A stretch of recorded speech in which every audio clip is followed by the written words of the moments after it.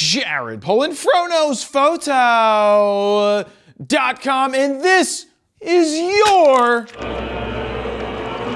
Photo News Fix.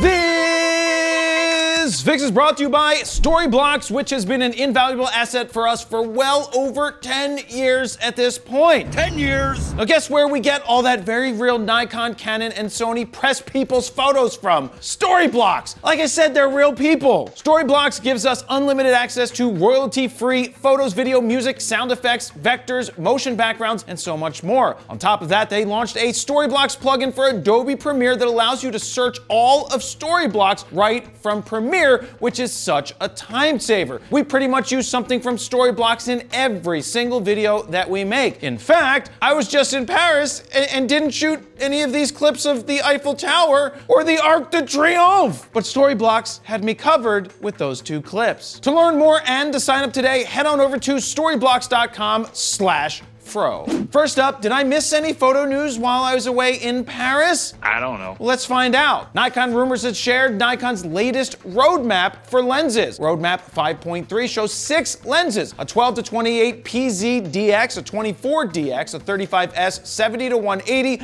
135S, and a 200-600 millimeter lens. Now that's an interesting set of lenses. You have the 2 crop sensor lenses for what I could only imagine would be a new crop sensor camera that's coming out at some point, but you have some really interesting full frame lenses. A 35S would more than likely be a 35 1.2, which would be a BALLER lens. A 135 1.8 would be in line with what Canon and Sony already has. Big competition. A 70-180, well, that would basically be a rebranded Tamron 2.8 lens just for the Z mount. Yeah. And a 200-600 would make a lot of wildlife shooters very happy. Now I say wildlife because real wildlife shooters would take the 600 f4 into the wild if they could afford it. Now there's no word on when these lenses might be announced, but maybe when we get the rumored Z8, we might see a few of these bad boys be announced and released. Now Nikon's Z lens lineup is shaping up to be a really good one. Now they just need some fresh bodies. Next up, while I was away in Paris, yes, I was in Paris if you didn't already know. There's no need to brag about it. Excuse me, too many people smoke in Paris. Canon dropped new firmware for the R5 and R3 cameras. Now it's a damn shame that Roberta L didn't give me a heads up, or I would have tried one of the new features on the R5 out on the Eiffel Tower. Phone call. I wonder who that could be. Hello? Oh, it's Roberta L with Canon PR. What's that? You like being Eiffel Towered? I don't even know what that means. Oh, that's what it means? High five. Sign me up. I'm sure Dan knows what that means. Any other day I'd step in here and show you how to swing. Now let's start with the firmware. Now before 1.81 was released, the rumors were swirling that this might be a huge update to the R5. Now that it's out, we didn't exactly see a huge update to the R5, and as always, someone is upset. Mr. Bigglesworth gets upset. But more on that in just a second. The update that we did see brought us what Canon calls IBIS high resolution shot, and Sony has called pixel shift for the last 5 years.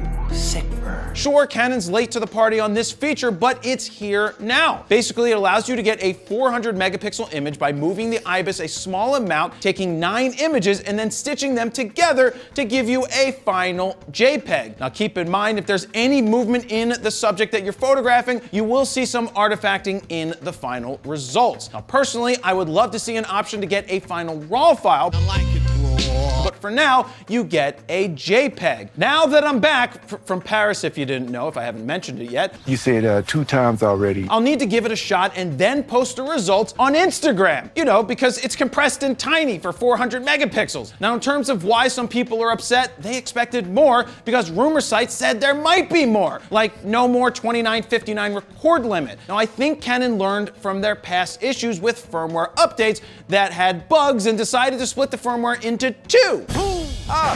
One now and one later after they're positive that they don't brick your camera. Canon also updated the firmware for the R3, with the biggest addition being the ability for the camera to remember faces, like this one. or not. This means you can tell the camera to give priority to that face. Christy. In the hopes of having the autofocus find and track the registered face. Again, I'll need to try this out and see if it actually works. So something like this might come in handy at a wedding or maybe even a big sporting event where you focus on one player and only one player, and then you hope that it works. Now, have any of you tried it out? If so, let me know down below how it worked out. Did you check out the last FroKnowsPhoto Raw Talk podcast titled "Jared Got Arrested in Paris?" ? Damn it. If not, it came out last Friday, and you should check it out right now wherever you get your podcasts, or head on over to FroKnowsPhoto.com/podcast to find out if I got arrested and beheaded and I'm still in Paris. And finally, has DPReview been saved from deletion by Amazon? According to Scott Everett, the last DPReview employee that I know of, the answer is yes. And he said, "Dear readers, we've received a lot of questions about what's next for the site. We hear your concerns about losing the content that has been carefully curated over the years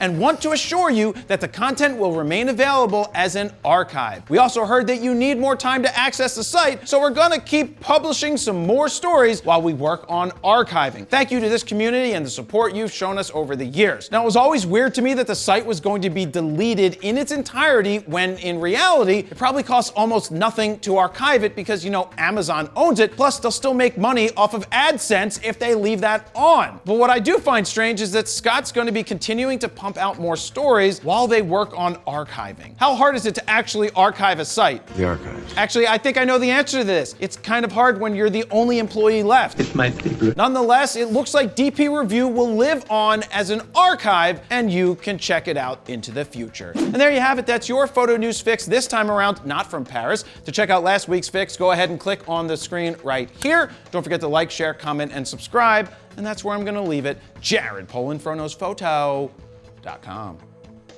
See ya.